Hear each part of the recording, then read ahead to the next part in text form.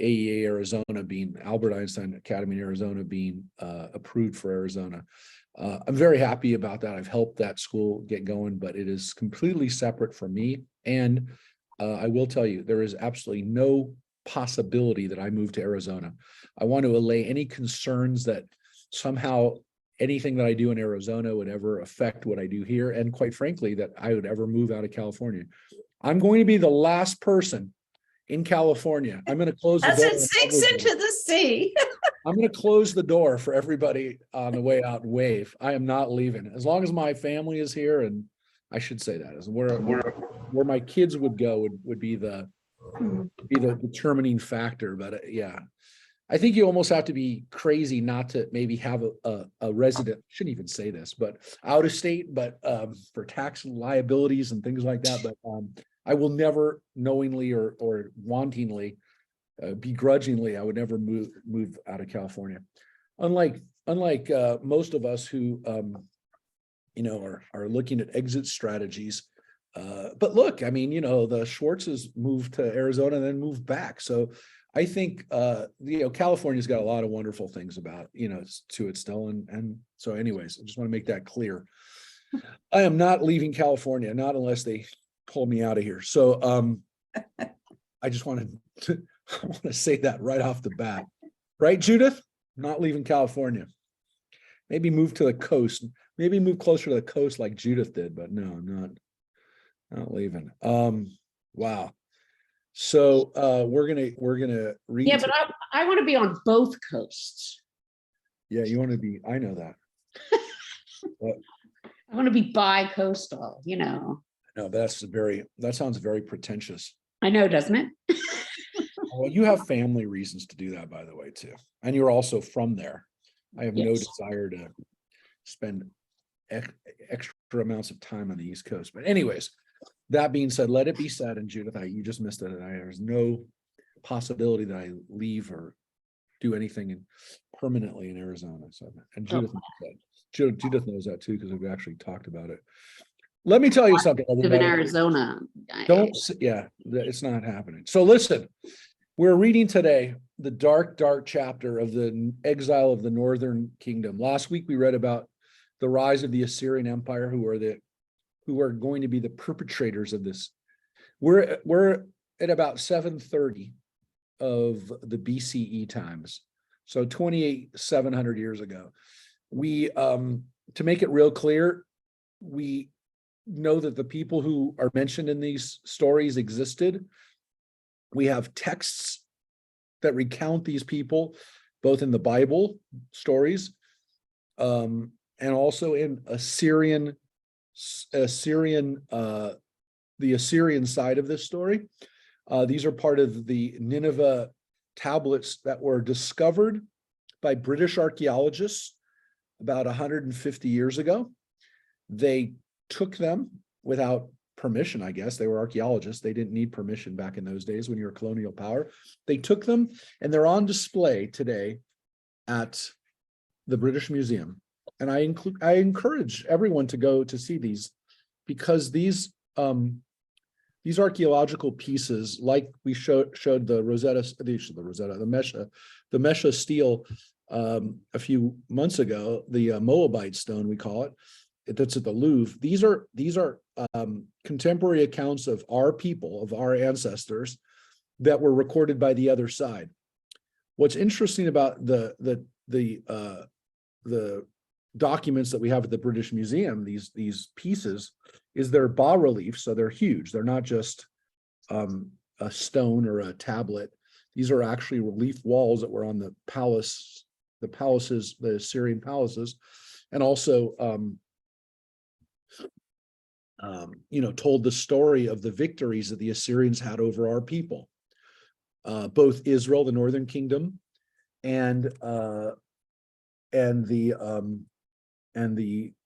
Southern Kingdom of Judah. This is it. It's very interesting because when I actually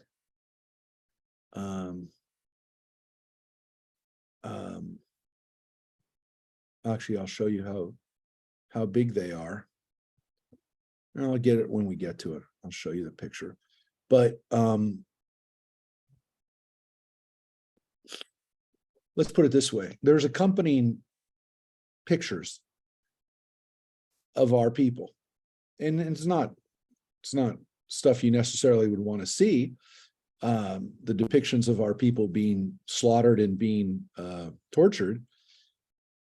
But the fact that there is actually a physical record of this that you can actually see, to me, is somewhat miraculous, and also in some ways chillingly repetitious in other times in Jewish history, world history, Jewish history, both. And what's so interesting about it is that if the British hadn't stolen it or taken it or whatever, liberated it, brought it back to a museum, they probably would have been destroyed during the war over the last 20 years. It's very possible that they would have been destroyed accidentally in battle.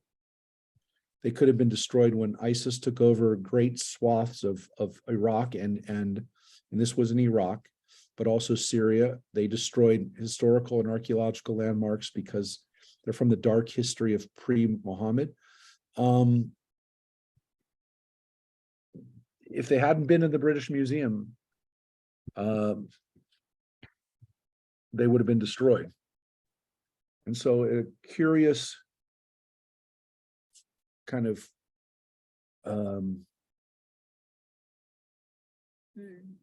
I don't know.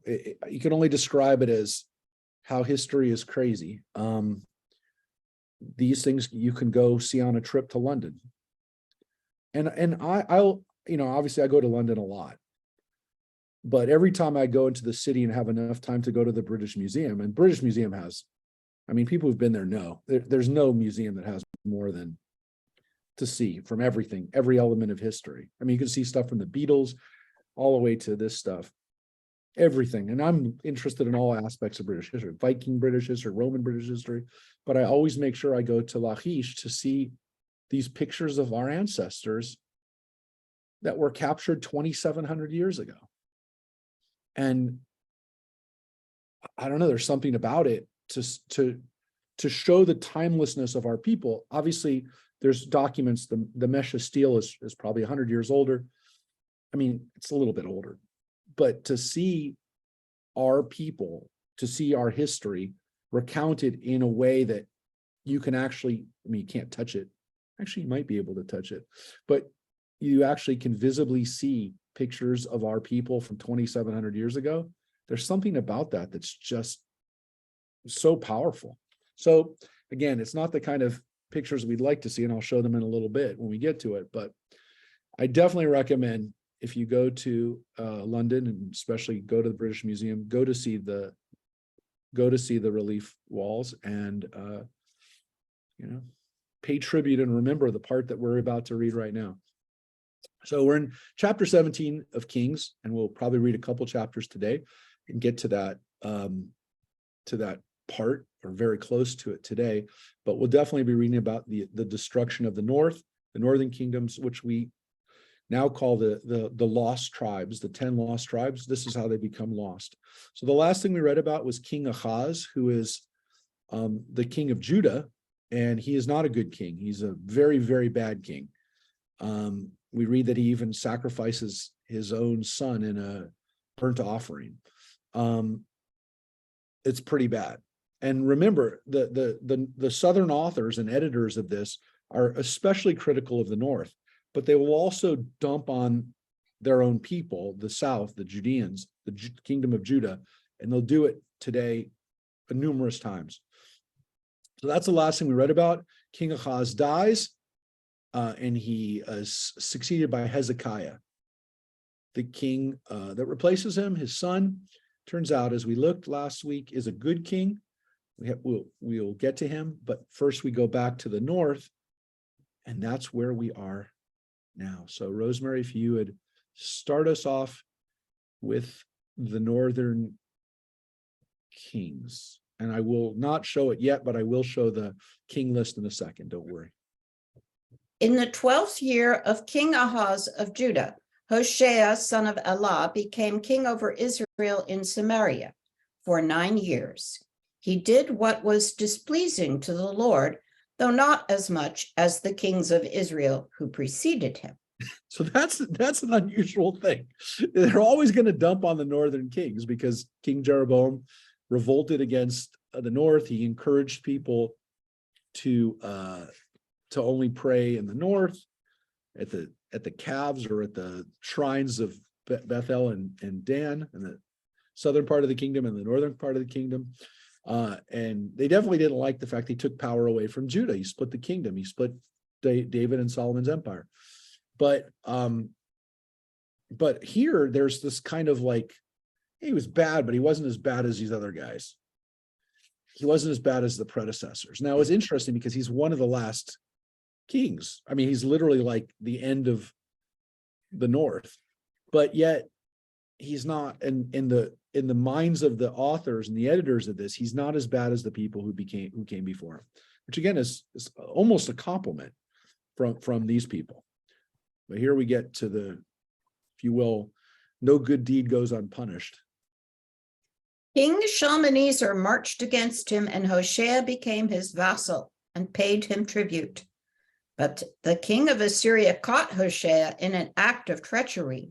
He had sent envoys to King So of Egypt, and he had not paid the tribute to the king of Assyria as in previous years. And the king of Assyria arrested him and put him in prison. Then the king of Assyria marched against the whole land. He came to Samaria and besieged it for 3 years. In the 9th year of Hoshea, the king of Assyria captured Samaria.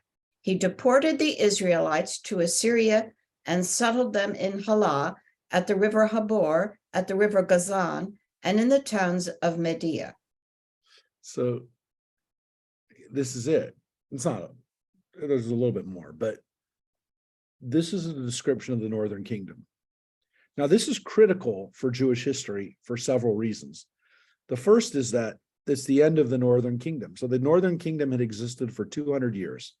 From the time of Jeroboam I to this time, the time of Hoshea, there's a kingdom in the north. And as we said, there's a couple of dynasties where the families last for 3 or 4 generations.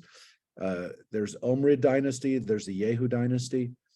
And so we have a couple of stable regimes during those 200 years. But for the most part, again, we saw there's coups, there's murders. From our standpoint, it seems like it's chaos. Look, the North has another version of this story that we don't have.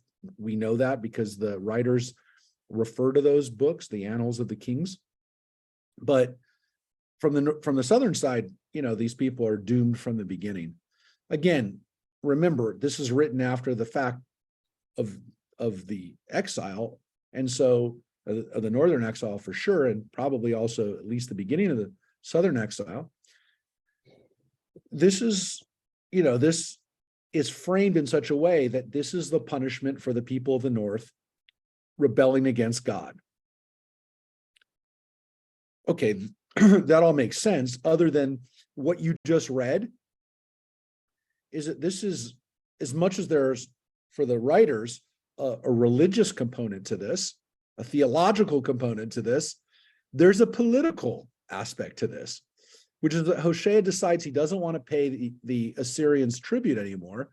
He makes a pact with the Egyptians, who are the rivals to the Assyrian Empire, and he backs the wrong horse, if you will, which is that he feels that the Egyptians, he's going to get a better deal from the Egyptians. Now, you could say he really had very little choice. He was getting squeezed by Assyria, and he basically said, look, if I go to Egypt, maybe Egypt will cut me some slack, maybe I'll pay them less tribute, and I can get Assyria off my back. Now, he knows that the Egyptians have a big army, and he knows that Assyria's not quite ready to go to war against Egypt. And so there's a political calculation there that he made, which is, I'm going to make a deal with my southern neighbor. And again, Egypt is not right below him. There's Judah and then Egypt. So there's an issue here too, that he's also probably hedging his bet against Judah so that Judah doesn't take advantage of this situation, which he knew that Judah could.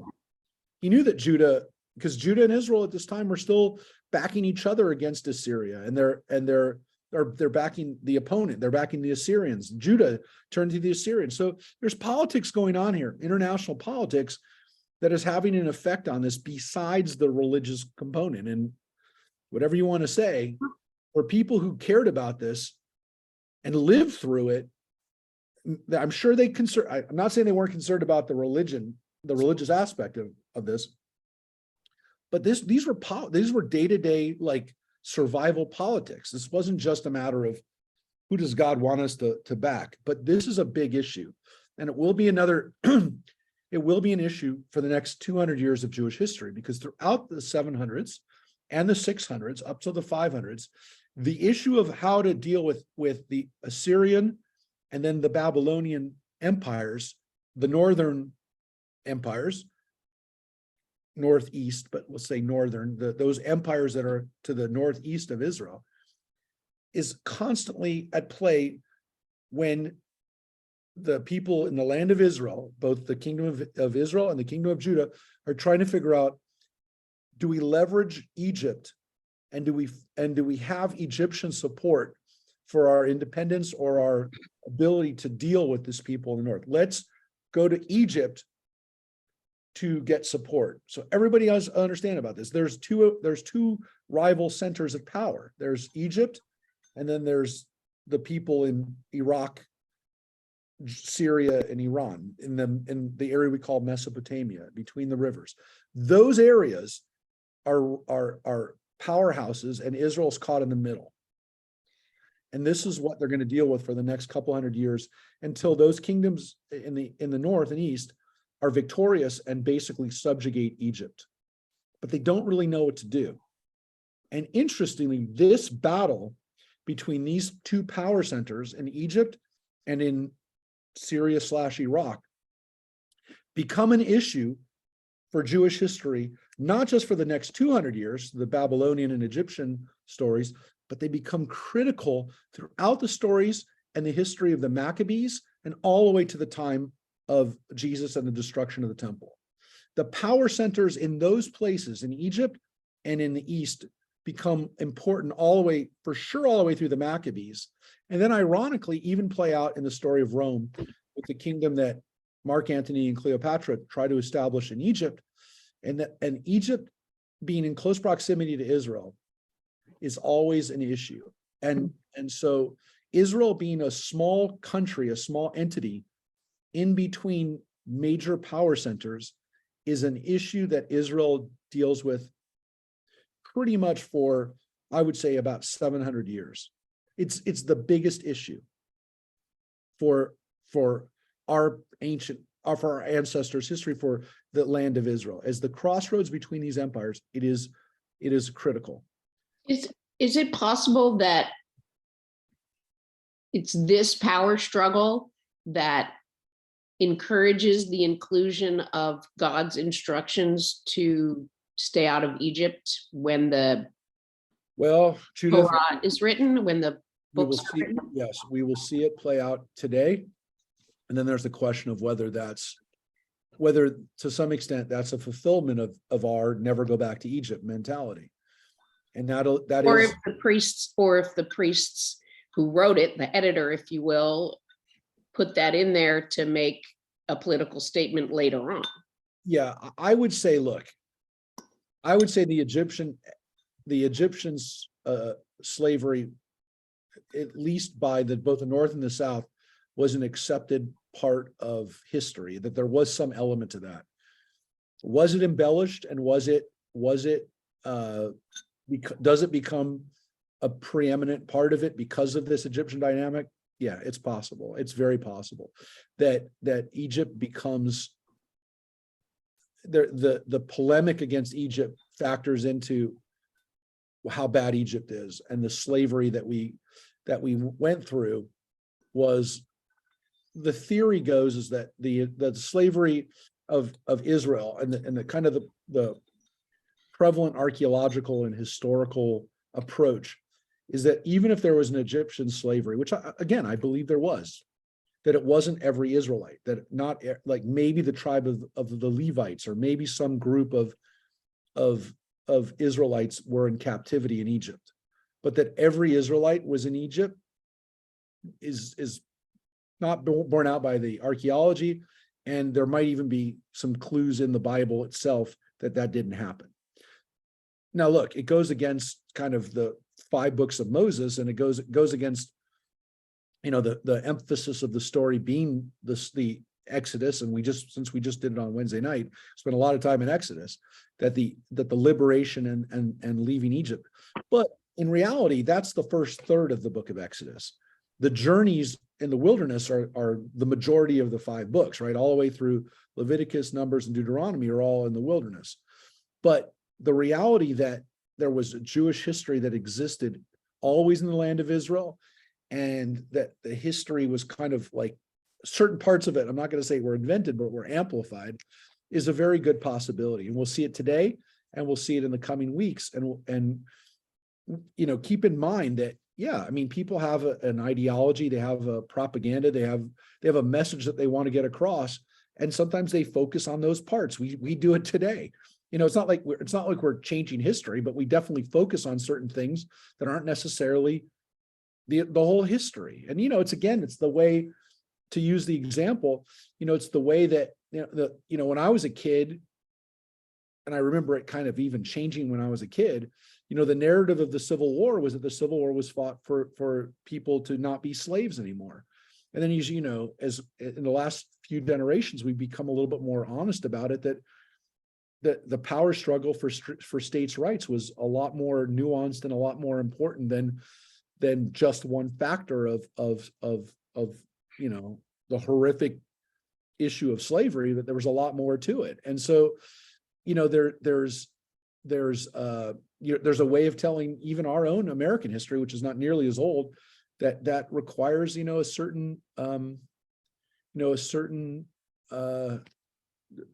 truth and a certain kind of reevaluation of looking at the real facts, you know, of seeing what really happened. We can't do that with the Bible, but we do have these sources, and we do have archaeology, and so we do have some ways of figuring this out. Again, I want to point out that the history that we're reading right now, for the most part, is backed up by the archaeology. So what we're reading now, there's definitely an agenda. There's definitely parts of this, as Judith is pointing out, that go all the way back to Exodus, actually all the way to Genesis to some extent. But I want to make it very clear. There are facts here, and these facts are laid out in 90% of what we're reading now.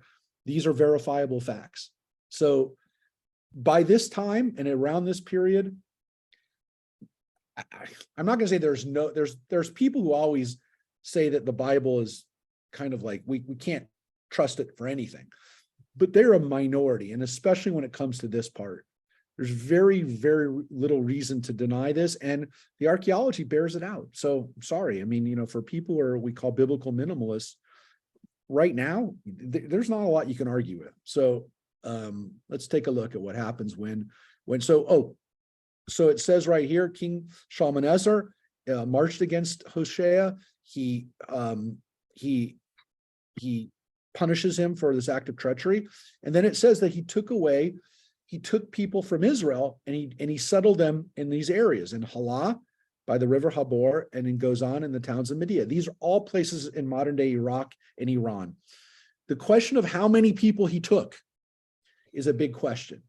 That is something that we don't know, because here it says he deported the Israelites.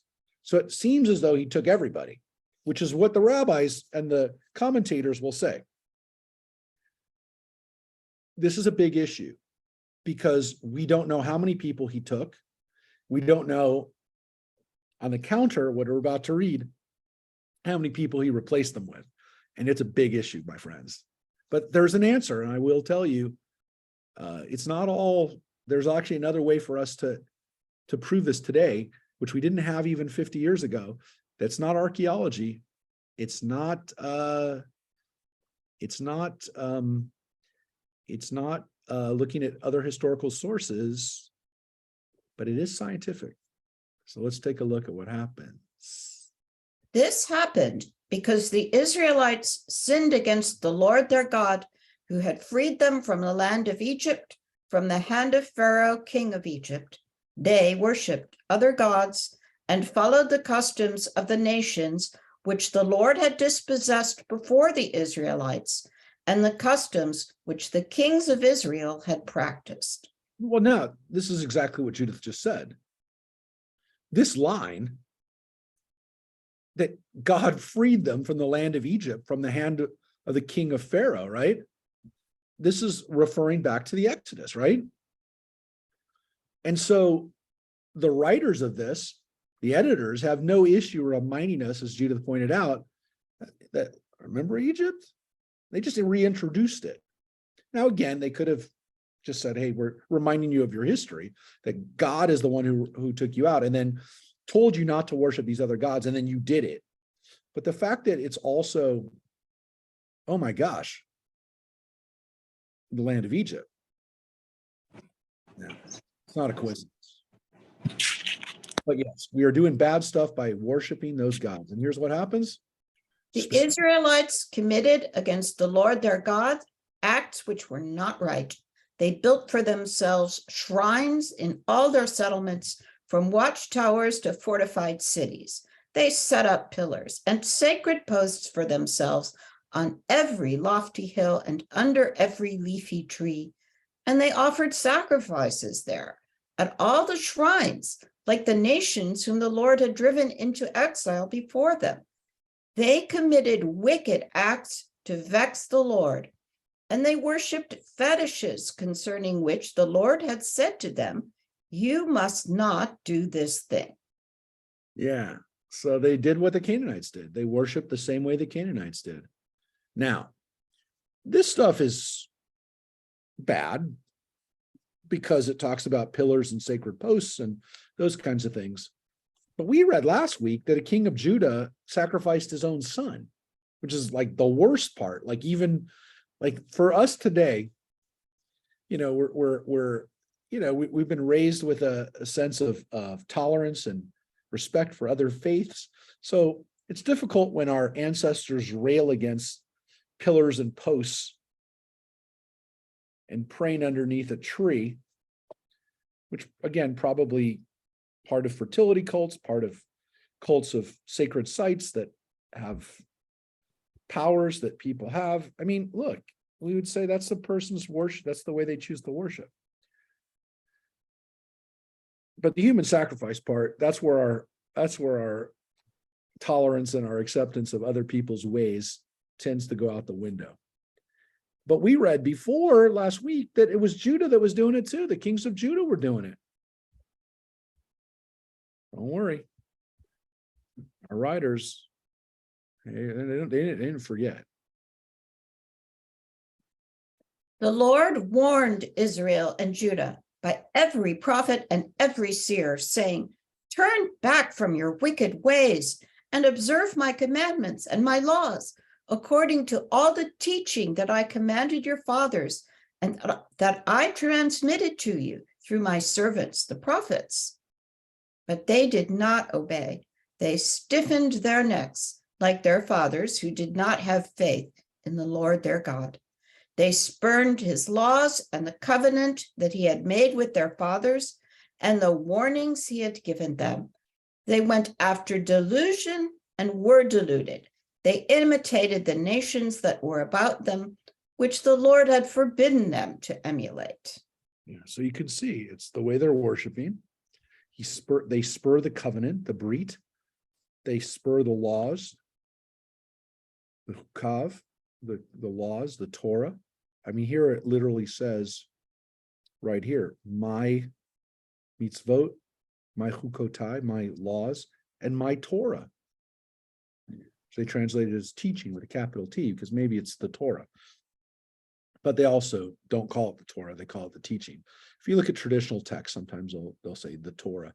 But the point is that it's also the prophets. And we haven't read the books of the prophets yet, but we're going to see that next. That's where the prophets literally rail against what these people are doing, how they're worshiping, how they're behaving. And that the prophets will say, look, if you don't do something about this, if you don't change your behavior, you're doomed. You're going to be punished. God is going to send people to punish you. And we read about it in the Torah. I mean, the Torah, again, the theory is that it was written after it actually had happened, but the Torah says many times in Leviticus and in Deuteronomy, if you do these things, God will destroy you. God will send armies to destroy you. So it's very clear. But notice here it says, warned Israel and Judah by prophets and seers. So that's the word is Navi, is a prophet. And then the word is Hosea, is a seer. Now, are they different? Are they synonyms? Are they kind of a poetic way of reinforcing prophets and their seers? Maybe prophets were, did slightly different things than seers. I mean, we would kind of use them as synonyms today, but perhaps a seer, did, was more of a forecaster, if you will, had visions, spoken image, about images, and prophets literally came out and said, this is what God says to do. And the Hosea maybe was more of a, more poetic and more, talked more about, images and things that they saw. I mean, we don't know for sure, but the point is that they translated as prophet and seer. I don't know, Mary or Gloria, somebody who's got another translation, it's probably pretty close. Navi is almost always translated as prophet, and seer is probably, it's somebody who sees visions. But so if somebody has something else besides prophet and seer, let me know. But again, King James does say prophet and seers. yeah, that's what I would say. Again, a seer is somebody who sees things, right? And so Hosea, the word Hosea is a seer, but also Hosea can also be by itself as a noun. The word is a Hosea is a vision itself, right? The vision that somebody would say, more like in a dreamlike vision. Anyways, they were warned repeatedly, numerous times. And people are stiff-necked, and that's the words that we see in the Torah oftentimes. Pharaoh is stiff-necked. He's also hard-hearted, but stiff-necked. And the people over and over are Am Kashe Oref. They are stiff-necked, which means they refuse to be humbled. They refuse to change their ways. And they are going to be punished and broken for being stiff-necked. So this is now a specific thing that these people did, which we've read about, but now we're going to be reminded about what the people in the north did. They rejected all the commandments of the Lord their God. They made molten idols for themselves, 2 calves, and they made a sacred post, and they bowed down to all the host of heaven, and they worshipped Baal. They consigned their sons and daughters to the fire. They practiced augury and divination, and gave themselves over to what was displeasing to the Lord and vexed him. The Lord was incensed at Israel, and he banished them from his presence. None was left but the tribe of Judah alone. So What is augury? Fortune telling, Oh, okay. yeah, probably using probably using like animal insides, things like that, looking birds' flights. at animals' guts and looking at tea leaves. But in those days, it was normally guts. Rosemary knows a lot more about this. She's a practitioner of the arts, not the dark arts. She's a Harry Potter fan. I'm a Harry Potter fan, but I have seldom, not since I was a teenager, I think, if I tried to actually use magic. Oh, I wasn't gonna. But anyways, no. But this is why people, when they talked about how evil Harry Potter was, it's based on But this. that's why they objected. Yeah. So when God punishes people for practicing these kinds of things, and again, this is magic. The words kosem are magic, divination, everything. But of course, it comes down to this thing that still gets us, which is they burned their kids. Here it says they burned their sons and their daughters. They burned them up. Vayaviru ba'esh. They made them. The translation, and again, I probably the King James says they made their sons and daughters pass through fire, which is technically the words pass through fire, right? Isn't that the King James? Yeah, it says pass through the fire. Yeah. That's what literally the word vayaviru is to pass through. Haven't we found cemeteries with babies that have been sacrificed? Didn't I read that? Like in Carthage and Yeah. So we know that these people did it, right? So it's a fact that the Canaanite worship had this. It says the Jews are doing it too because they're behaving like them, right? Now, I will tell you that there's people who have tried to read this that they didn't actually die. They passed through the fire. They walked through the fire as part of a sacrifice, as a simulated sacrifice. No, this is not. That's why this translation consigned seems to imply there was not a this wasn't simulation. This wasn't passing through. Look, that's the Hebrew, but to pass through means that they passed them through on an altar, dead. But there's people who've tried to reinterpret this as being they didn't die, but it seems as though they died, and we actually have read of sacrifice. Why does the Bible not literally just say they burned them up normally?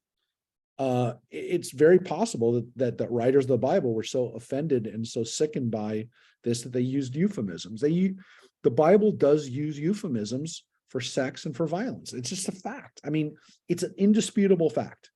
When the Bible says that someone knew somebody, we know that that's sexual. We've always known that.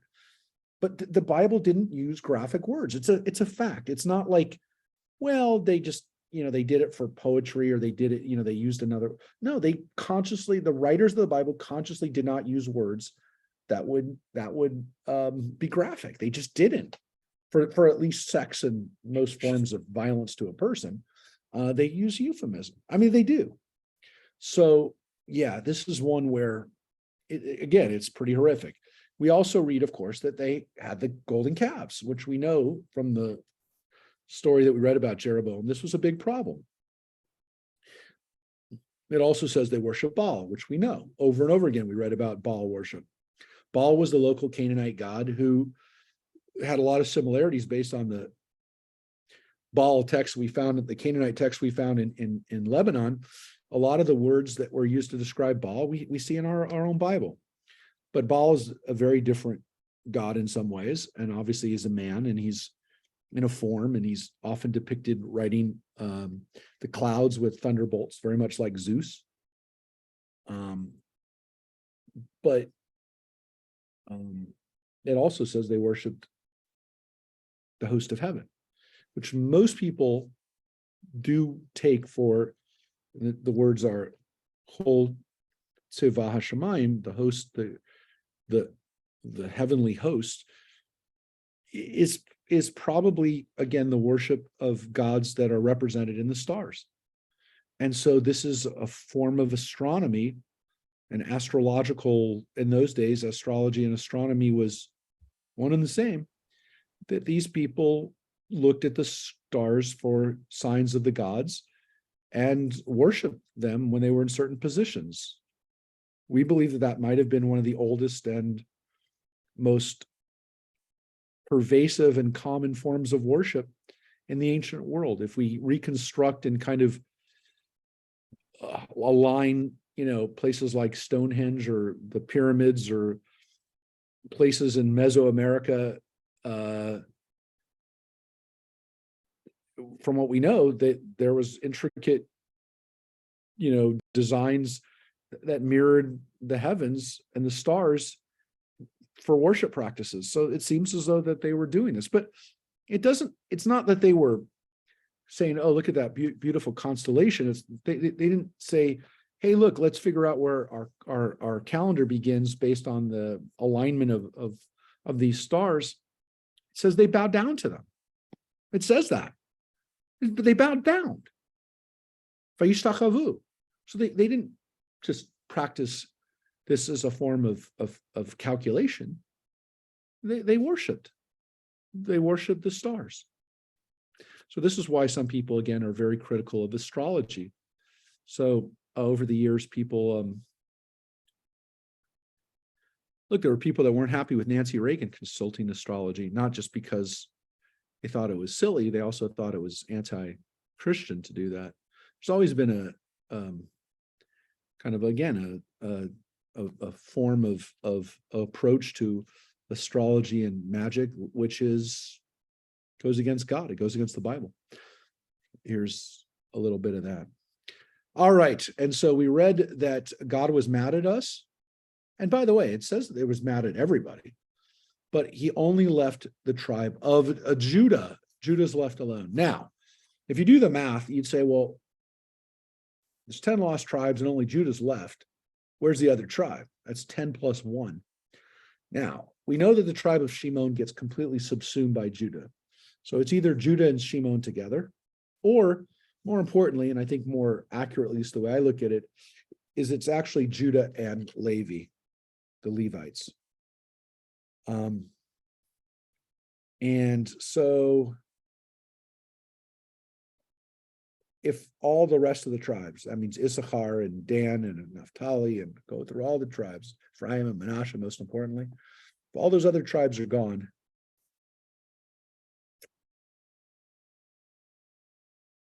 Judah is pretty much left alone because, again, the tribe of Levi does not have a tribal portion. They don't have a territory. So Simon didn't have a territory, and the Levites. If the Levites are not included, because remember, the Levites didn't have a territory, so you could say they're not really part of it, then it's Judah and Shimon. And the 10 tribes being Ephraim and Manasseh are the ones that are exiled. But in a way, really the two lost tribes, or the two leftover tribes, are Judah and Levi, because we still know who are Levim. We still know Levites. So it really is Judah and Simon and then the rest. But the Levites are also, I would say, to some extent, really, if there's 13 tribes, if you look at it that way, then the Levites, Judah, and Shimon are still alive. But we really don't know who Shimon. We don't really know what happens to Shimon. I mean, we don't know who are descendants of the tribe of Shimon anyways. But yeah. And the Benjaminites, I would say, interestingly, are exiled and are lost to some extent. But interestingly, we read about Esther and her cousin Mordecai, who are from the tribe of Benjamin, who live 300 years later, who aren't lost because they're living in Persia and they're Benjaminites. So did all the tribes really get lost?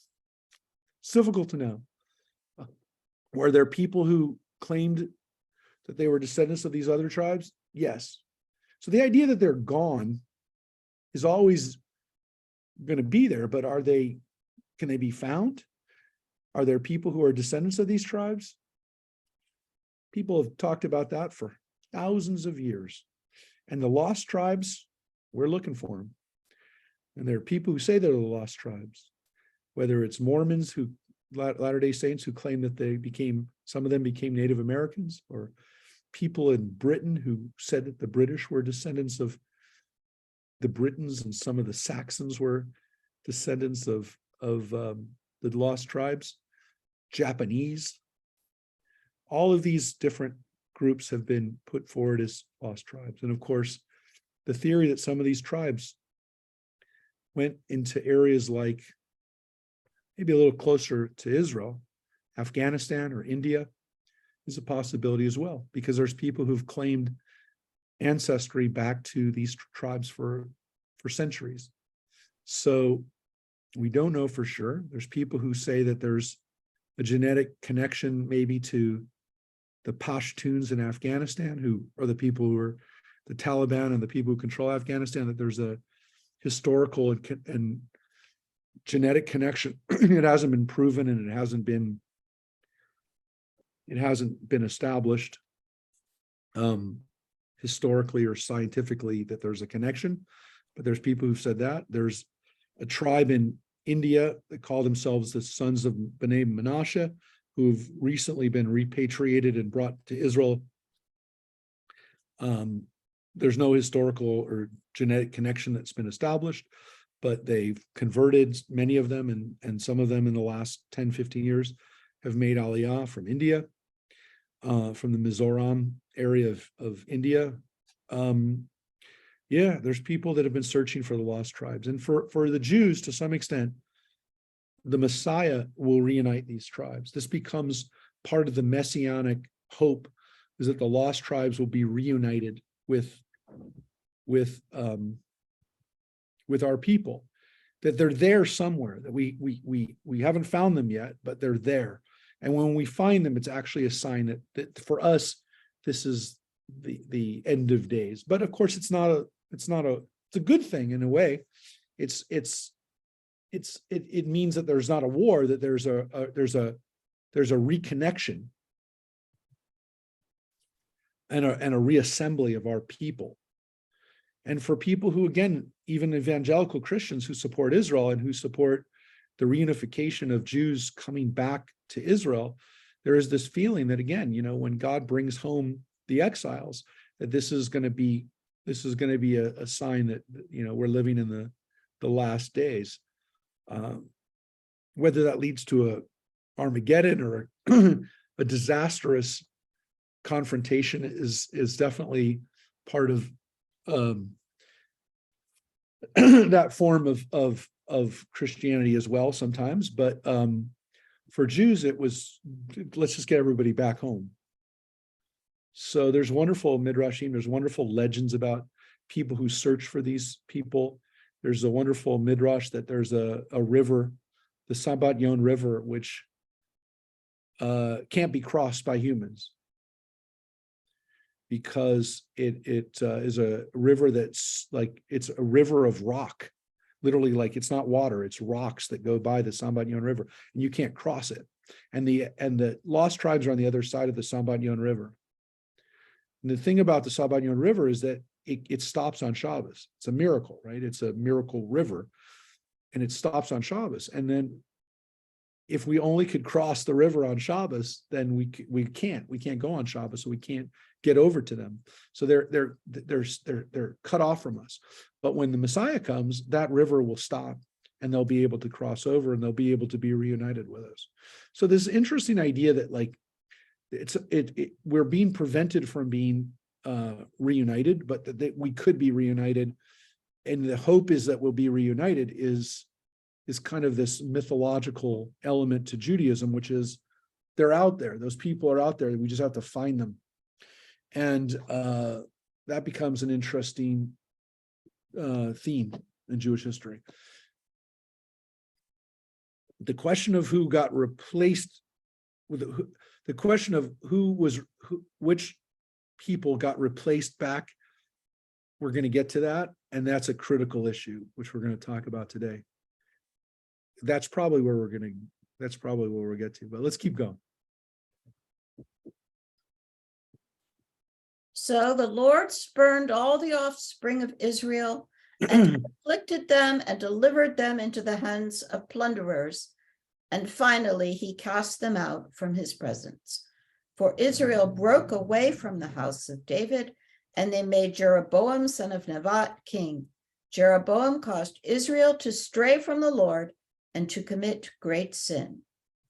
And the Israelites persisted in all the sins which Jeroboam had committed. They did not depart from them.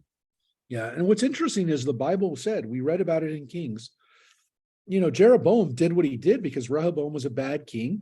Solomon's son Rehoboam was a bad king, and he had he had prophetic imprimatur to do what he did. I mean, he was given permission. He was told to do it, Jeroboam. But because he, at least from the writers of the South, he caused them to sin through the golden calves, he did what was bad. Now, it seems as though they're basically acknowledging that he did something good in the sense that he fulfilled biblical prophecy, but he went too far, and he did stuff he shouldn't have done. And that's why he was bad.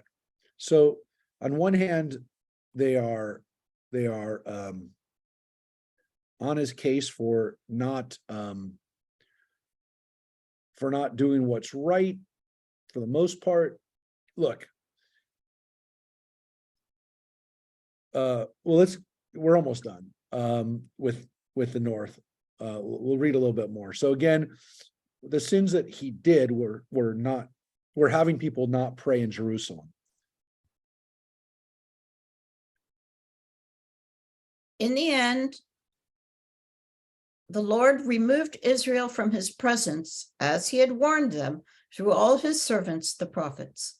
So the Israelites were deported from their land to Assyria, as is still the case.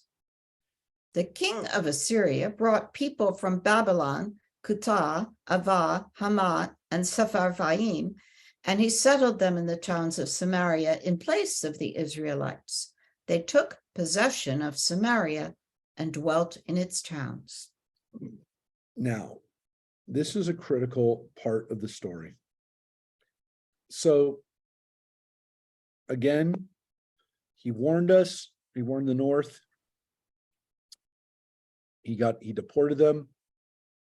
He removed Israel, which again, how much of Israel did the Syrians take? Big issue. They went to Assyria, and according to this, they're still there. At least when this was written, it says it's still the case, Ad Hayom.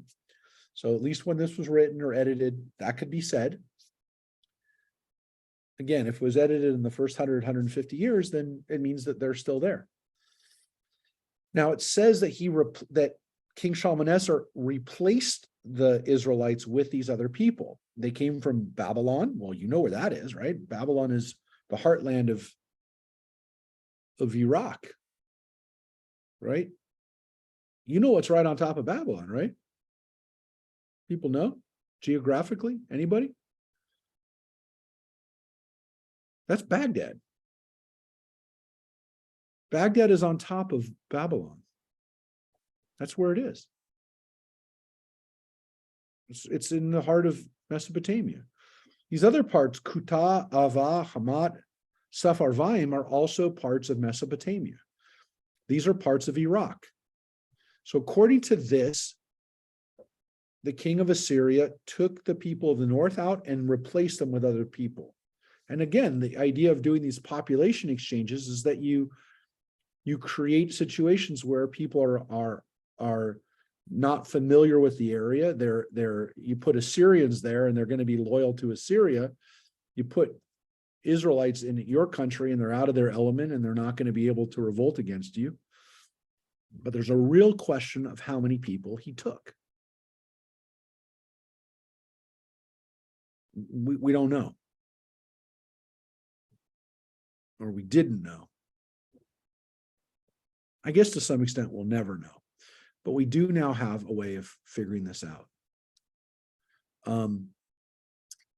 Again, they were warned. When this was written, probably within a few generations, if not at the same time this is happening, the people of Judah are looking at what happened to Assyria, what they did, and they are saying, look, it could happen here, it could happen to us. But remember, Judah made an alliance with Assyria. The kingdom of Judah had an alliance with these people. They paid them off. They partly paid them off to get Israel off their backs, so that they would stop invading, that the northern kingdom would stop invading into Judah. And they probably feel the northerners get punished. The people in the south, Judah, feels they got what they deserved. And these are our allies, but they probably are also very aware that this could happen in a moment to them, in an instant. The Assyrians could say, well, we don't need we don't have Israel anymore to worry about. Now let's take Judah too. Let's just conquer it and not mess with it anymore. So this is what the people of Judah are thinking as they're writing this. So this is the key part, though. And these people, the Assyrian people, settle in the land. And now what's going to be the take on these people? To do that, you'll need to be online. Oh, that's weird. Okay. All right. Hello? Hey, I'm here. Okay. When they now- first settled there, they did not worship the Lord. So the Lord sent lions against them, which killed some of them.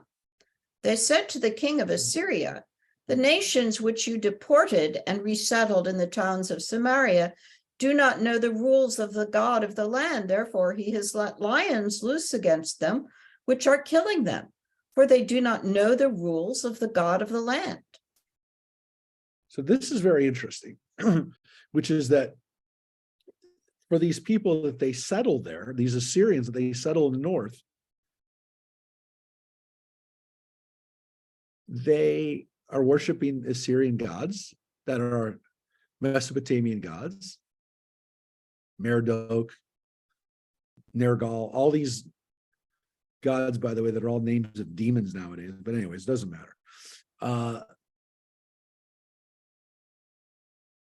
And they're getting, and God punishes them by having lions come out and eat them or attack them, which is pretty scary. It's interesting again that they see this as divine retribution. They want to know what to do. And they say, look, we're getting punished by the local God. Not, of course, realizing that from our standpoint, it's God, the God that's the only God. There is no other God. But they look at it as, well, we're doing the wrong thing in the land. We're supposed to worship the local gods. We better get on with the local God. Otherwise, we're going to die here. So what do? We got to get the local priests in here. Tell us what to do so that the God of the land takes care of us. So here's what happens.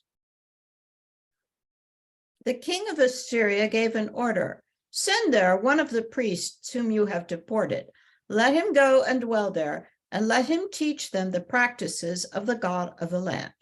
So one of the priests whom they had exiled from Samaria came and settled in Bethel. He taught them how to worship the Lord.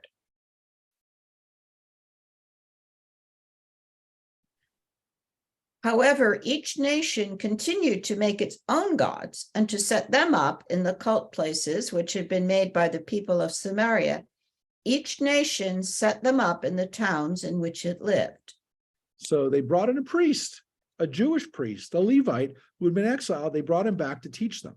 Now, of course, the problem is, at least from the Southern authors, but they weren't doing it right either. So we're going to bring in a priest who doesn't know what to do? You're supposed to worship in Jerusalem. Everybody knows that. That's where God wants you to worship. So they're all worshiping wrong. And now they're basically saying, well, let's get somebody in to teach them how to worship right. Well, of course, the bigger issue is they're also worshiping their local gods. Each nation continued to make its own gods and set them up. So the people didn't stop. Whatever the priest, the Israelite priest told them to do, they weren't doing it.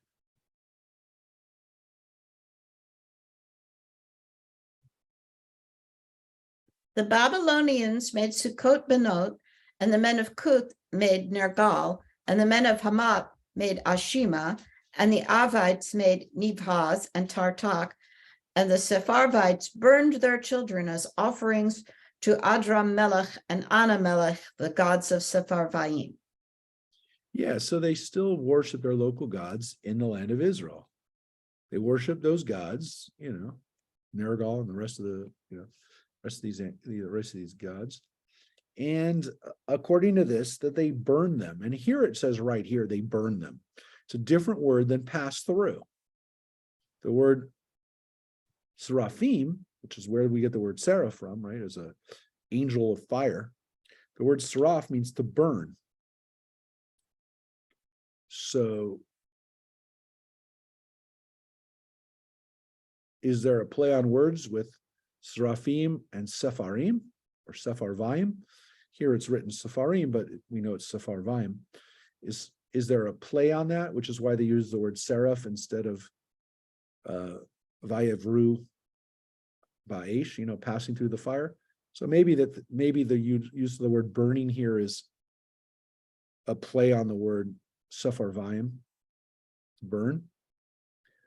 I mean, it's a samech here and a sin here, so it's written differently, but it would be pronounced seraph and sepharim. So it could be that there's a play on it, or they burn their kids in a different way in Assyria. They did other kinds of human sacrifice that they just burned them, in a different way. I don't know. It's possible, but they do use a different word here. But again, the key thing is they're offering up their children as offerings. And again, it says that these are all different groups that were brought here, the Babylonians, the Kuthites, the Avites. What's interesting here is, again, it says Babylonians, the people from Bavel. It also talks about this area, Kuth, which is another part of Mesopotamia. What's important about why I focus on this word Kuth is because during the time of the rabbis and during the time of Josephus, the people of the north are referred to as Kuthians.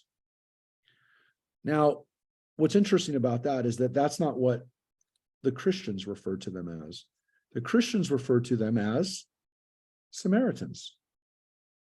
And we've talked about this before, that the Samaritans that are referred to in the Gospels and in other parts of the Christian Bible, but the Samaritans are people of the north who were, according to our Bible, brought in from the outside.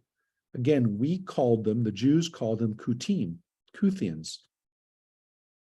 We did not call them Samaritans. We do kind of, well, we use both terms in Israel today. But here's the big question. Are they really from Assyria? According to this, if you read the Bible, it seems as though everyone in the north was taken to Assyria, and then Assyria settled a bunch of people from Assyria into Israel, which would make these people not Israelite. They would make them outsiders.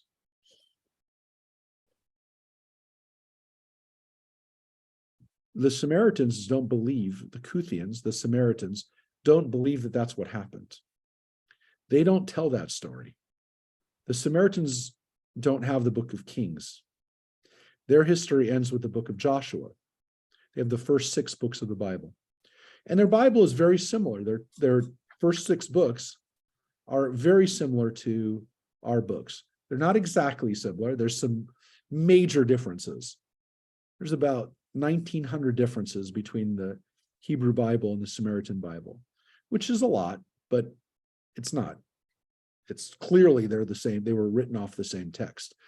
There are theories that some of the Samaritan versions are actually the accurate versions, and occasionally critical Bible commentaries where they look at sources will include things that say, but the Samaritan Bible says this, because there's places where the Samaritan Bible is closer to the Septuagint than it is to the Torah. And the Septuagint, we've talked about before, the Greek translation, some people say is in some places a better version of the Bible than we have, the Masoretic text, the Hebrew text. And one of the things we have is an older version of the Septuagint. We have versions of the Septuagint that go back 2,000 years. The oldest Masoretic text we have goes back 1,000 years, the Aleppo Codex. So we don't know for sure that the text we have is the exact correct one, which is why if the Samaritan text has certain differences, we don't know that those differences are wrong. I want to be very clear about that. The other thing is the Samaritans don't believe that they were exiled. They don't believe that they were brought in from another place. They don't believe it. They don't have that story. Now, the story is conveniently in our version of the Bible. The kingdom of Judah says that this happened, which is obviously a complete knock on those people who live there. They're not real Israelites. They're not descendants of Abraham, Isaac, and Jacob. There's no covenant with these people. They're not us. And so the Samaritans, the Kuthians, are looked down on by every Jew for the next 700 years until we're exiled, and finally by the Romans, where we don't come back until the 1940s. And the Samaritans, though, continue to live on the land throughout the Roman era, throughout the Muslim era, and they suffer tremendously, the Samaritans. By the time Jews come back in the 1800s, there's about 150 Samaritans left. That's it. They've been wiped out, or they've been forced to convert to Islam. What we know now is that most of the residents of the city of Nablus, which is right by Gerizim, it's right by their holy mountain, most of the Palestinians who live in those towns, or at least have ancestry that goes back 100 years plus in those towns, they're Samaritans. Their DNA is Samaritan DNA. And so when I talk about history being buttressed and being validated by science, it's not archaeology in this case, folks. It's the DNA. The DNA doesn't lie. The DNA tells us that the Palestinians, and a lot of them, are descendants of these Samaritans. What's also very interesting about this Samaritan group is that they have the greatest bottleneck of genetic information. Because as I told you, there were only about 150 of them left. And today there's about 800 of them left. There's about four or five main families of Samaritans. Most of them don't live in the West Bank anymore. They don't live in that area because it's dangerous for them. They're considered Jews by the Muslims. So a lot of them live in Holon outside of Tel Aviv. There are still some who live in Nablus, but most of them live in Israel proper. But their genetic information was so compressed, it was so centralized that DNA researchers, geneticists, study the Samaritan population to understand DNA when it doesn't spread out. Because for centuries, the Samaritans have only been marrying amongst themselves. So they have a very high case of genetic diseases, very high, extremely high, disproportionately high. So that when people want to understand genetic diseases, they study the Samaritan population. But we also know, again, that the Palestinians are descended from these Samaritans. Their DNA is closer, most of the people in Nablus, their DNA is closer to, not say most of the people who've lived in Nablus for centuries, which there aren't. Remember, a lot of the Arabs who live in what is the West Bank or Palestinian territories, a lot of those families came to that area later, in the late 1800s and in the 1900s. Huge parts of those populations immigrated from Egypt and from Syria when Jews started moving in, not because they wanted to stop Jews from moving in, but because the Jewish migration into the land of Palestine, when it was controlled by the Turks and the British, brought better economic opportunities because Jews started building in those areas. There was trains, there was commerce that was coming to those areas because there were immigrants coming in from Europe and from other parts of the world that were Jewish immigrants. It helped revitalize that area, which was really not, throughout the 1800s, was really, really decimated. There were very few people living in the land of Israel. I mean, very few people. And so the Palestinians who actually have ancestry that goes back for generations, they're very highly related to the Samaritans. But here's the key, folks, that is even more important about the Samaritans. Their DNA is our DNA. They are related to us, which means that if some of the Samaritan DNA was mixed by some of these Assyrian immigrants that came in,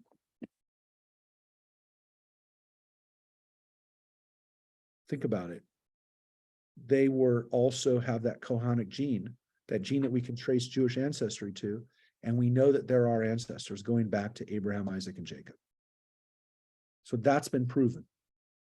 So when we look at these Samaritans, and they have a priest, actually we'll show you a picture of the Samaritans, we have to understand that what we are looking at is a community that was not well respected by our ancestors, right? It was not respected by the Judeans. It was not respected by the early Christians because the Christian Bible kind of looks down on them too. And I will show you the current high priest of Samaria, Abed ben Asher. Here he is. Here's the current Samaritan priest. Look at him. There's one of our ancestors, at least on the north. And there's his Samaritan Torah scroll. He's the Samaritan high priest.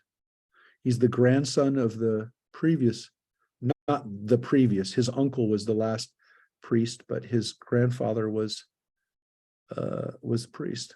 He became priest in 2013. He's the 133rd priest. And they believe that they're descendants, not of Eliezer, who's the Sadducite, the Sadducean ancestor, but he's the descendant of Itamar, Aaron's other son, the second son.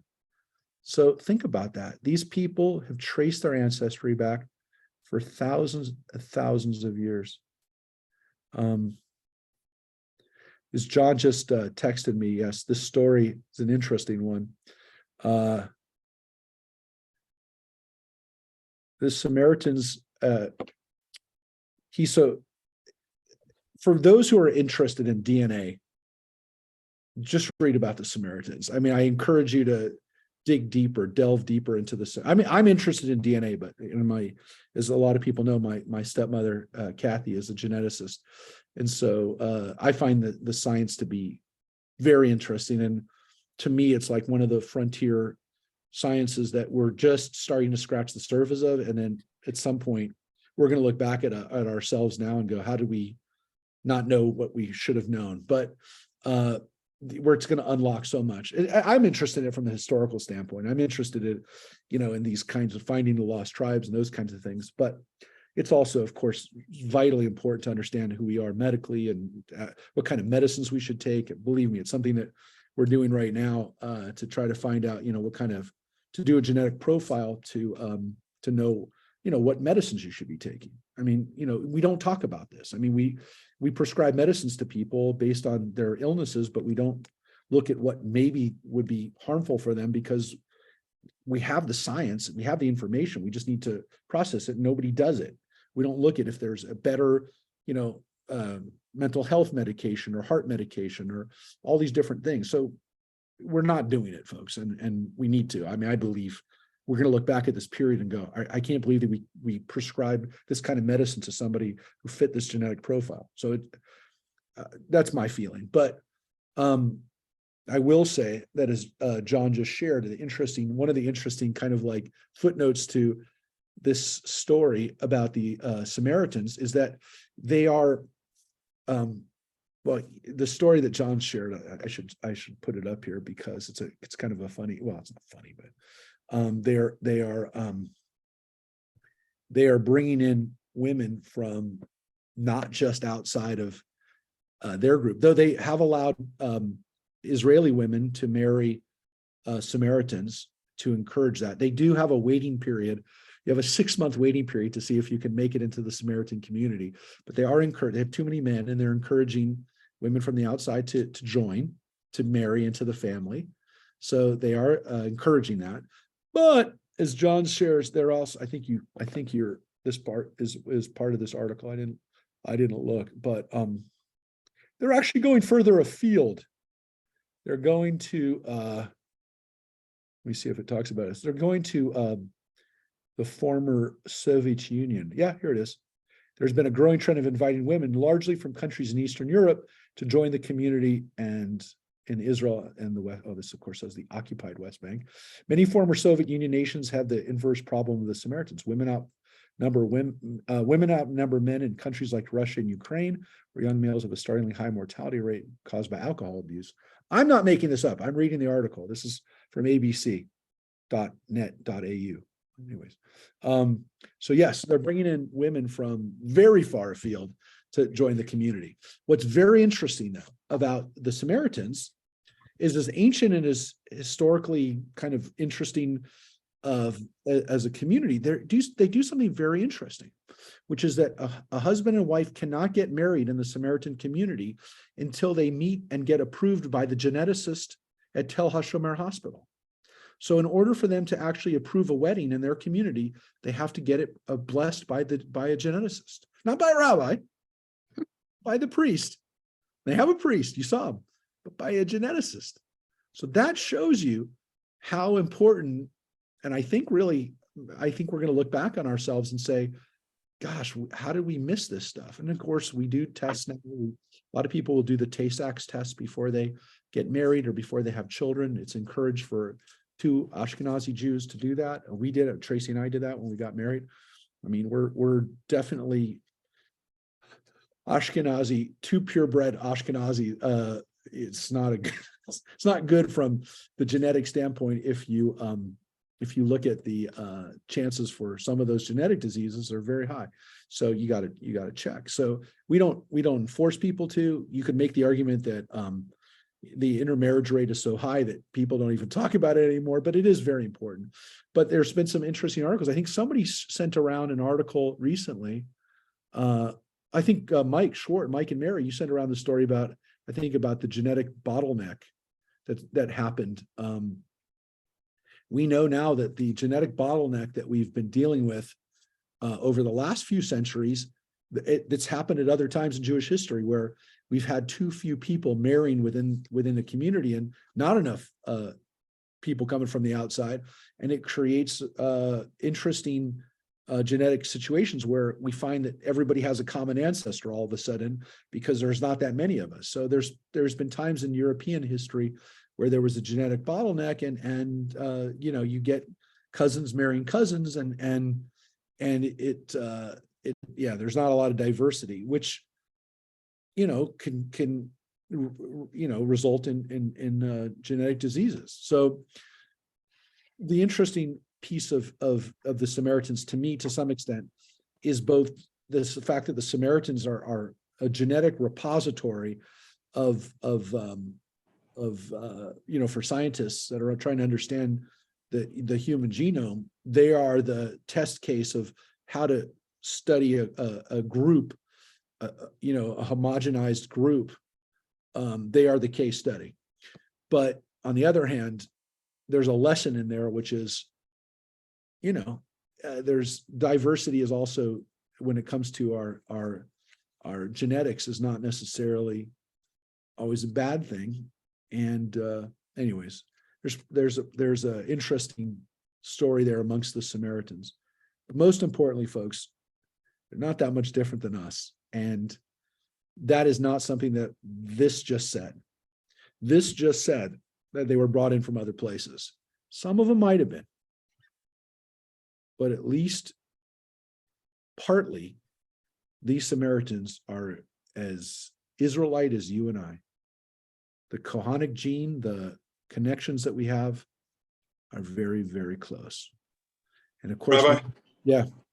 What I thought was interesting about the article is the survival. You had mentioned, right? There were only 800. Yeah. The article obviously states that, and what this group has to do to survive, and which is bring people from not within their group. That's what I thought was, or they're gone, or they're extinct. Yeah, and they really were almost extinct. I mean, the fact that they held on, and remember, they were never off the land. I mean, that's the thing that you have to remember. Look, there were always probably some Jews that somehow stayed in the land of Israel, and maybe more than there were at some point Samaritan. I mean, it's very easy to imagine that 1,000 years ago, or even 400 years ago, when the Samaritans numbered only 150 people, that there were more Jews than that floating around the land of Israel that were just living lives, kind of under the radar. So there's probably more Jews there, but they weren't living in a community. They didn't have a temple. They didn't have a nonstop living in an area of Israel for over 2,500, 2,700 years. And again, perhaps going all the way back to Moses. So this is something that we have to take into consideration. But yes, so the story of them surviving is amazing. I will tell you, and again, take it for what it is. The fact that when we go into some Palestinian cities, that their DNA is closer to us than it is to Saudi Arabia, closer to Ashkenazi Jews, by the way. I want to make this clear, not just Samaritans, but that some of these Palestinian cities, not all, I said, and not every Palestinian, there's some Palestinians that are 100%, Arab. But the fact that most Palestinians, even if they carry some Arab DNA, they're closer in relation to us than they are to Saudis, than to Arabs. Again, not every Arab is Saudi, but that's the heartland. Saudi Arabia and Yemen, the Arabian Peninsula. We call it the Arabian Peninsula for a reason. That was the heartland.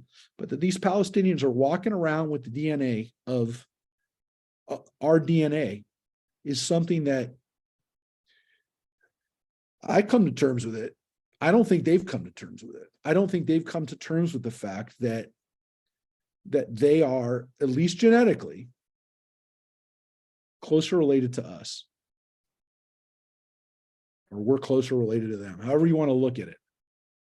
So that is something that I don't know if it'll ever mean anything, folks. I mean, again, at the end of the day, what does genetics mean if you want to destroy the person, right? If you don't see the humanity in the other person, what difference does it make? But at some point, we got to recognize that. Look, that's part of the story that James Michener told really powerfully in the book The Source, was the fact that there's this reality that the land of Israel is a crucible, is a place where people of different backgrounds were brought together. Again, Michener built the story, his novel on the excavations at Megiddo, but he wrote it at a time when we didn't know as much about DNA as we do now. I mean, the reality is that most of what he says in the book, at least from the DNA, it's actually true. I mean, he actually put a spin on Jewish history and the history of Israel that is really powerfully true. And again, he's not Jew. He wasn't Jewish. He didn't do it from a Jewish standpoint. It's not like it's not all pro. I don't want to make it seem like the book is all pro-Israel, but it is an interesting understanding that the humanity that exists between the commonality that exists could be a way of establishing connections. If people looked at themselves as cousins, as part of a family, that maybe that there could be hope for it. But look, I mean, the story is the story, right? The story is that the sad thing is that those Samaritans, who 1,000 years ago, during the rule of Abba Hakim, these people were in many cases were forced to convert to Islam. So don't say that they willingly, necessarily in every case, converted. They really didn't, for the most part. What we know from what the Arabs said, that when they conquered the area, they gave people a choice, pretty much between being subservient and in some cases, punished slave class, or convert to Islam. And so many of them did. And they didn't do it like in one generation. It took 2 or 3 or 5 or 10 generations in some cases. But huge swaths of the Middle East, and especially, again, it wasn't just Jewish communities. There were Christian communities in Syria and the city of Antioch. There were Christian cities that went back to Jesus's time that were forcibly converted to Islam. I'm not saying that it didn't happen. It happened to some extent, it happened to a greater extent, more numerous by the time the Crusades happened. It happened all across the Middle East. But it happened to us. And the irony is that these people who today, in many ways, are our enemies, I don't want them to be our enemies. I'm not saying it's good for them to be our enemies. The reality is that many of them have ancestors who are Jewish, who were forcibly converted from Judaism. That's a fact. I'm not stating an opinion there. I'm saying this is what the DNA says. This is what the records say. And this is the reality. I don't know what it means. I don't know. Maybe it means nothing. But that's a fact. Those are undeniable, indisputable scientific facts. What does that mean? I don't know. Maybe it's the basis for people living in harmony. Maybe it means nothing. Maybe it's a footnote. Maybe it's an article in a newspaper. But maybe knowing that you have common blood will make people not want to kill each other as much. I don't know. I don't know. But this history is real, and it's still playing out right now. That's what I want to tell you. So let's get back to the bad stuff, which is that these people are not worshiping God. whoever they are. They worshiped the Lord, but they also appointed from their own ranks priests of the shrines who officiated for them in the cult places. They worshiped the Lord while serving their own gods, according to the practices of the nations from which they had been deported. To this day, they follow their former practices. They do not worship the Lord properly. They do not follow the laws and practices, the teaching and instruction that the Lord enjoined upon the descendants of Jacob, who was given the name Israel, with whom he made a covenant, and whom he commanded, you shall worship no other gods, you shall not bow down to them, or nor serve them, nor sacrifice to them. You must worship only the Lord your God, who brought you out of the land of Egypt with great might and with an outstretched arm. To him alone shall you bow down, and to him alone shall you sacrifice. You shall observe faithfully all your days the laws and the practices, the teaching and instruction that I wrote down for you. Do not worship other gods. Do not forget the covenant that I made with you. Do not worship other gods. Worship only the Lord your God, and he will save you from the hands of all your enemies. Yeah. So as you can see, do not worship other gods. Over and over again is the refrain. Lo tira'u Elohim acherim. Do not worship other gods. So again, this seems to be what these people can't stop doing. The northern kingdom, the kingdom of Judah. This is as much of a warning to the people who are hearing this and reading this. Don't go down the road of the people of the north. Don't go down the road of your ancestors. But again, it says that they do not, they follow the former practice. They do not worship the Lord properly. Now, what's interesting about that is they slipped up a little bit here. They let something through. Because as much as it says that they're worshiping other gods, it also says that they do not worship God properly, or they don't worship God according to the law, which could also simply mean that they don't worship in Jerusalem. So that by itself, folks, is a little bit of an idea that, well, even if they're worshiping God, they're not worshiping God the right way. And that's something that they have an issue with. As we said before, the reason why the Good Samaritan in the story of Jesus teaching the parable of the Good Samaritan, that the priest and the Levite pass by a guy who's fallen by the way, who's hurt, and they don't help this person.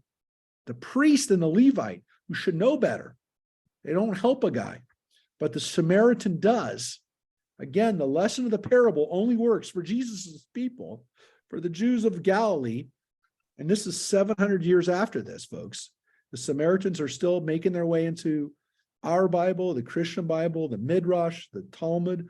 The reason that they're still working as a people is don't be like them. And Jesus's parable works because he's saying, yeah, the least likely person who was going to do the good thing is the Samaritan. It only works if you don't expect him to be good. It only works if he's trash, if he's the outcast, if he's the bad guy normally. And then it only works if that's the guys you expected didn't do the right thing, but the guy you expected to do the wrong thing did the right thing. And that's why the story works. That's why we don't talk about that because we just, we know the story of the Good Samaritan, if we even know that, but we know the phrase, the Good Samaritan. We have the Good Sam Club, for the RV people. It just seems like it's a good helper. It's a nice guy. The guy's a good Samaritan, right? He's a good guy. It only works if the guy was supposed to be bad.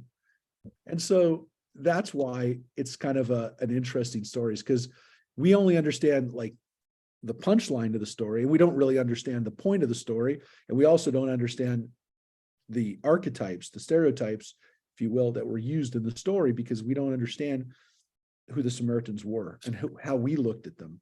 So Rabbi, yeah. does that mean the Good Samaritan laws really don't apply to good people, and if we see something going on, we have to pass by. No, that's the irony, is that the Good Samaritan laws are supposed to protect people who do help, right? So they don't get sued in case somebody, that you save has a broken rib after you give them a Heimlich maneuver, right? And they turn around and sue you for it. But you're supposed, but if it's supposed to be from someone you don't expect it happening. Yeah. But if you or I we're expected to do that. Yeah, well, that's the interesting thing is that we now use it in the terms of anybody who helps somebody. And so the part of the least likely person is lost it's definitely lost on Christian readers. And again, to some extent, if Jews aren't even familiar with the parable of the Good Samaritan, it's completely lost on us. But I mean, we know a Good Samaritan is somebody who does a good thing. For people who are familiar with the Christian parable, then they know that the Samaritan, they know that a Good Samaritan is a guy who steps up when other people don't. But they don't really understand. Most Christian readers don't understand that it's not somebody you've expected to do it. It's hard to even come up with a politically correct answer for who those people would be, because we don't want to ever assume that anybody from any ethnic group is going to be bad, right? And that's why I showed you the picture of the statue of the Good Samaritan at Loma Linda. They depicted him in the 1970s or 60s, 70s as an African American, because for a very white Seventh-day Adventist community in Loma Linda to depict somebody who they felt was an outsider, they chose an African American to be the Good Samaritan, which I found was interesting. But the reality is that for us, it is whatever ethnic group we have in our mind is the least likely to step up and do the good thing. That's who you have to imagine. If the story is going to have the effect on us that it did on Jesus's audience, it does. But it also shows that in Jesus's time, people had an ethnic bias against the Samaritans. So I'm only telling you this because it worked for Jesus's audience, because Jesus knew that his people were going to say, the Samaritans, no one ever is going to do anything nice there. No one's going to do anything nice for us who's a Samaritan. Also, of course, tells us that the Samaritans were interacting and living amongst Israelites, or Judeans at the time. We call them Israelites, but they're Judeans, that they're still interacting with us. They're still living amongst us. And we do know that at certain times, the Samaritans during the Roman era, for example, they go up and down. Sometimes the Samaritans have more power than we do because they negotiate separately. They're not negotiating with the Romans like we do. So sometimes the Romans are like, you know what? The Samaritans are not the Jews. Leave them alone. They worship differently. They're not in Jerusalem. They're not doing crazy stuff in Jerusalem. Leave them alone. And so sometimes the Romans cut them some slack, and the Samaritans are only too happy. By the time of the Romans, think about that. The fact that maybe also Jesus's audience, the Samaritans are also people who don't always have to deal with the same kind of trash that we have to from the Romans. Maybe sometimes the Samaritans are actually being treated better and are not just looked down upon, but in some ways envied, because the Romans are not bugging them. But whatever is happening, there's not a lot of love lost between the between the Jews and the Samaritans, which is why Jesus' story worked. And that's what the point is. And I'm not saying that Jesus is a racist. He's not, or it doesn't have to be. But the story for his audience only works if they're prejudiced. I'm not saying they're racist. Let me step back. I don't want to say racist, but there's a bigotry there. There's a sense that they look down on somebody simply because of who their ancestors were. And of course, as we've already said, not necessarily a whole lot different than our ancestors. That's the irony. But it is what it is. They're not looked highly upon by the Torah, by the rabbis, by Josephus, who remembers a contemporary of the Romans and lives a little bit after the time of Jesus, and so is writing about his people at the time. None of them dig the Samaritans. They're unanimously not favorable to them. And we're going to get partly into that when we read later books of the Bible. When the Jews were coming back during the Babylonian era, the Samaritans definitely did not treat us well. They tried to stop us from building up Jerusalem, because they, at that point, were living in the land and we had been exiled by the Babylonians. So when we come back, the Samaritans try to block us. They try to get the Persians not to allow us to rebuild our temple. So the Samaritans definitely did some bad things to us. I don't want to make them seem like they're perfectly generous and oppressed class. They did not do well by us. And so the animosity to some extent is deserved, at least from the standpoint of, we don't trust them, we don't like them, they're not on our side. They do give us reason later on, we'll get to. In the book of Ezra and Nehemiah, we read about how they write to the Persians and say, stop letting the Jews build the temple. We don't need these troublemakers here. Don't support this. So they tried to play the Persians against us. So again, I don't want to make them seem like they didn't do some stuff that caused this animosity. But at this point, they hadn't done anything other than represent people that are not worshiping, at least according to us, the way they should. And by the way, I do want to say something about the Northern Kingdom. The rabbis interpret the fact that they worshiped in the north, they take it even a step further. The rabbis say in the Midrash, that Jeroboam actually prevented, and then later kings of Israel, prevented Jews from the north from worshiping Jerusalem, that they actually stationed guards at the border to stop Israelites from going into Judah to worship in Jerusalem. I'm just telling you, that's the full propaganda attack on the north, was that they, like, even if there were good Israelites that wanted to worship in Jerusalem, they didn't let them. They didn't want to lose the power and the money in the north. So yeah, the Northerners are they're bad in our text. So let's finish up this chapter. But they did not obey. They continued their former practices. Those nations worshiped the Lord, but they also served their idols. To this day, their children and their children's children do as their ancestors did. Amen. Look, I mean, look, at least by the time that this was codified, that it was written, that somebody wrote this down, that somebody edited it and took it from here, they were still doing this. They were still worshiping other gods, okay, and served the idols. But it does say that they worship Adonai. So they're called goyim, which we translate as nations. We don't translate it as Gentiles or whatever, heathens. But it says that they're nations. It says that they're not Israelite. They're not our people. And it says that they do this and their children's children, and they're still doing it to this day. Which, by the way, implies, I want to point out, that this is written several generations later. Otherwise, you can't say that. If they're still doing it after the children and their children's children, that's at least a couple generations later. So it does mean that at least by again, let's say it's written during the Babylonian exile times, which are about 600, it's about 100, 150 years later, the understanding is that people are still worshiping those gods and our God improperly in the north.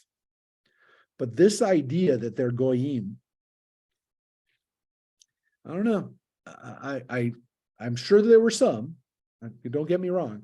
I have no doubt that the Assyrians placed non-Israelite people in that area to mess up the population. That maybe they exiled the leadership, maybe they exiled the priests and the kings and the royal families of the north, and they took some of the leadership so that those people couldn't stir up problems. But the idea that they exiled everybody, the idea that they took all the tribes of the north and took all those people and settled them into Assyria, into the Mesopotamian area, I don't buy it. I don't buy it. I don't believe it was, number one, necessary, because if they exile the leadership, there's no need. And it says they had to bring a priest back. So maybe they took a lot of priests. Maybe they took the priestly leadership. I don't know. Maybe they took, again, the families of Hoshea and the kings of the north. They took those people. But the idea that they took everybody, I don't buy it. And the DNA doesn't bear it out. And so they didn't have to take everybody. And the Samaritans don't believe that they were exiled.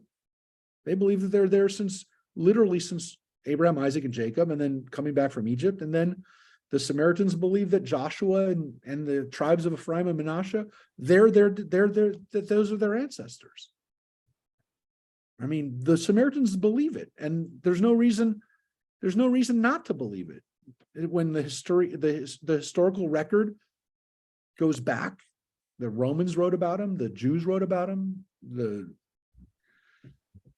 mean, they're not really in the Assyrian reports as being Samaritans because they're the kingdom of the north. Now, that means, folks, that the lost tribes were never lost, or at least lots of them weren't lost. Most of them maybe were never lost. They never left.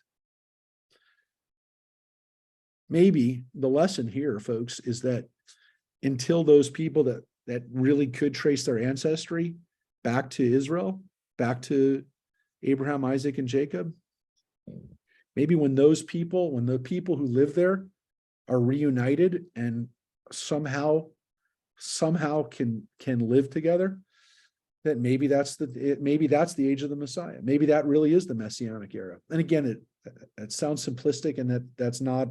I don't have the guide for how that happens. Maybe it starts when people realize that they're descended from the same people. But it's a hard pill for the Palestinians to swallow. They don't want to necessarily hear this.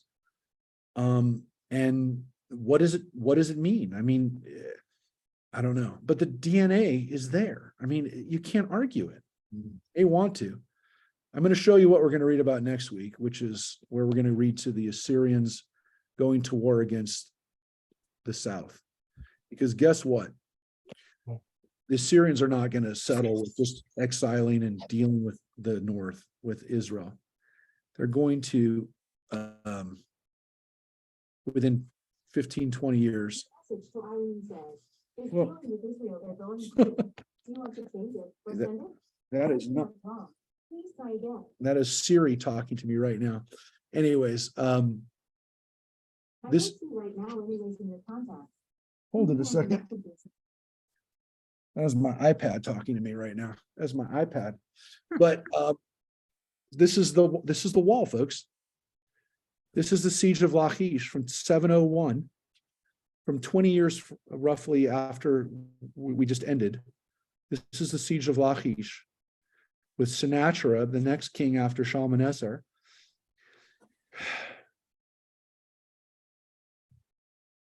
He laid siege to Lachish in the south, in the kingdom of Judah.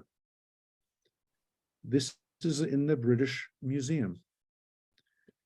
And here's a picture of our people. Those are Jews being put on a pillar, on a post, on a stick, being impaled by Assyrian soldiers. That's the picture, folks. These are our people in Lachish, Judahites, being impaled by Assyrian soldiers. You want to know what Israelites look like 2,700 years ago? Here's a picture of them. You can see this picture in the British Museum. You can see this relief. It's a picture by the victors. Yep. It's a So- picture by the victors, but this is ironically, Not necessarily accurate. yes, and we know that many Jews died in the Battle of Lachish, which we're going to read next week about King Hezekiah, because we wrote about it. And as bad as this is, we survived it. And we did survive it. We survived the Assyrians, and the Assyrians end up getting destroyed by the Babylonians, and the Babylonians get destroyed by the Persians, and Chad Gad Yah. But the reality is that they do get destroyed, and we end up surviving the Assyrians. There's no Assyrians left anymore. The people that we call Assyrians they're not Assyrian. Actually, Assyrian Christians trace their ancestry back to these guys, but they're Christian, and they're very nice people, and they've been persecuted by the local population, and they've suffered tremendously, the Assyrian Christians. I have some friends that are Assyrian Christian, actually, but yes, these are Assyrians. doing this to us. And I guess you could say the irony is that the earliest depictions we have of Jews pretty horrific. So that's sad. That's a tragedy but I want to make it clear, as much as this is horrific and as much as this is Jews being murdered, this isn't war.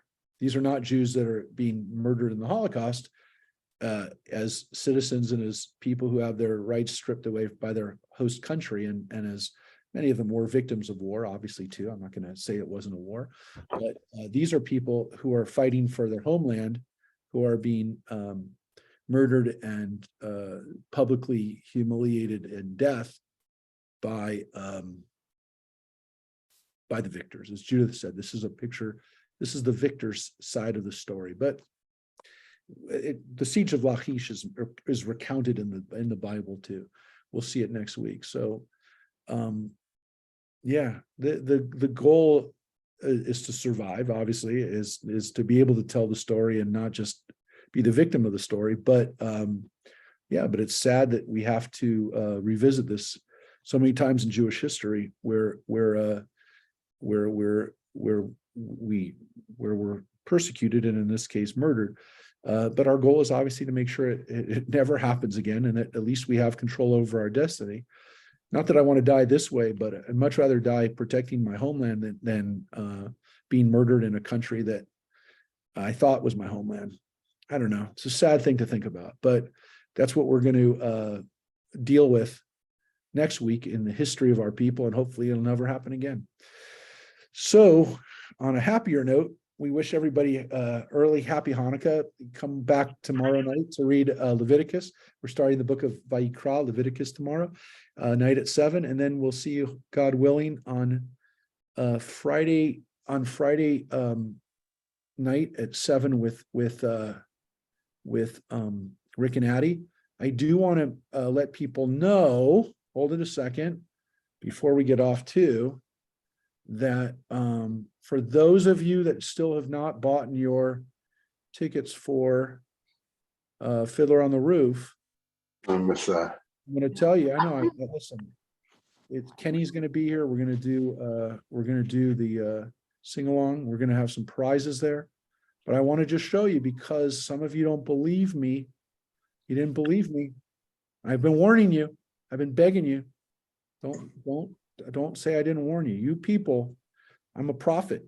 And I'm not a prophet, but I am going to show you. The reality is that a good half the seats are already taken. So you got 11 days. I don't want you to have to sit in the first 3 rows. First 3 rows are empty. Back here, you only got about 15 seats. Now, if I told you that half the theaters were, so this is a rabbinic exaggeration.